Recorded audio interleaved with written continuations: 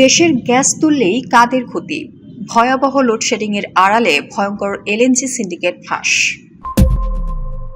ভোলার বোরহানউদ্দিনের এক নির্জন গ্যাস ক্ষেত্র।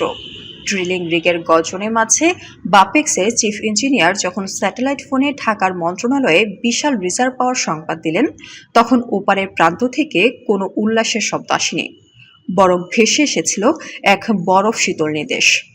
প্যারাডাইম ধামা চাপা দাও, প্রেসার বাল্ব বন্ধ করো, ড্রিলিং স্থগিত। একটি স্বাধীন রাষ্ট্রের জ্বালানি নিরাপত্তাকে গলা টিপে হত্যার এই ঘটনা কোনো বিচ্ছিন্ন দুর্ঘটনা ছিল না।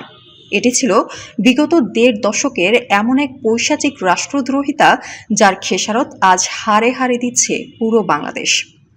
কেন নিজের দেশের গ্যাস না তুলে বিদেশ থেকে এলএনজি আমদানির নামে হাজার হাজার কোটি টাকা লুট করা হলো?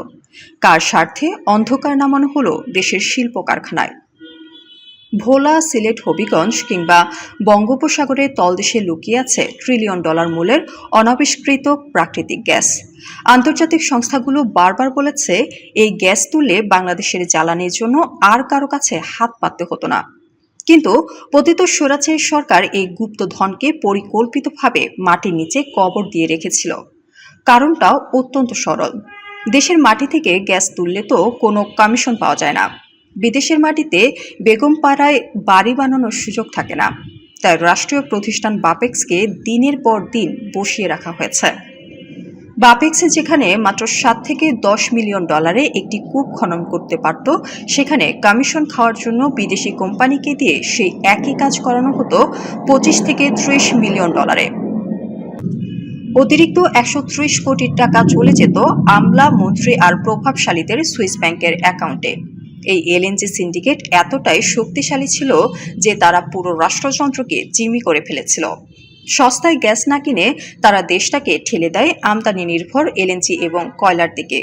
কিন্তু যখনই রাশিয়া ইউক্রেন যুদ্ধ শুরু হলো এবং এলএনজির দাম রকেটের মতো বেড়ে গেল, তখনই এই মাফিয়ারা দেশের ডলার রিজার্ভ গিলে খেতে শুরু করলো। আজ আপনার ঘরে যে লোডশেডিংয়ের গরমে হাঁসফাঁস অবস্থা, গাজীপুর নারায়ণগঞ্জের কারখানায় যে মেশিনের চাকা ঘুরছে না, তার মূল কারণ কোনো প্রাকৃতিক দুর্যোগ নয়। এটি বিগত ১.৫ দশকের সেই পাপের ফসল, যা বাপেক্সকে হত্যা করার মধ্য দিয়ে শুরু হয়েছিল। বিদ্যুৎ কেন্দ্র প্রস্তুত, কিন্তু গ্যাস নেই। কয়লা কেনার জন্য ব্যাংকে ডলার নেই, কারণ এলএনজির বিল মেটাতে গিয়ে দেশের ভল্ট পুরোপুরি খালি হয়ে গেছে। ৫ আগস্ট ছাত্র জনতার গণ অভ্যুত্থানে স্বৈরাচারের পতন ঘটেছে ঠিকই, কিন্তু জ্বালানি খাতে সেই অদৃশ্য মাফিয়ারা কি সত্যিই দেশ ছেড়ে পালিয়ে গেছে? না, তারা এখনো সচিবালয়ের শীততাপ নিয়ন্ত্রিত কক্ষগুলোতে আমলাতন্ত্রের রন্ধ্রে রন্ধ্রে ঘাপটি মেরে বসে আছে। বর্তমান নীতি নির্ধারকরা আজ এক ঐতিহাসিক অগ্নি পরীক্ষার মুখে। তারা কি সে আত্মঘাতী এলএনজি নীতির পথেই হাঁটবেন, নাকি জুলাইয়ের স্প্রিট বুকে ধারণ করে বাপেক্সকে পুনর্জীবিত করবেন?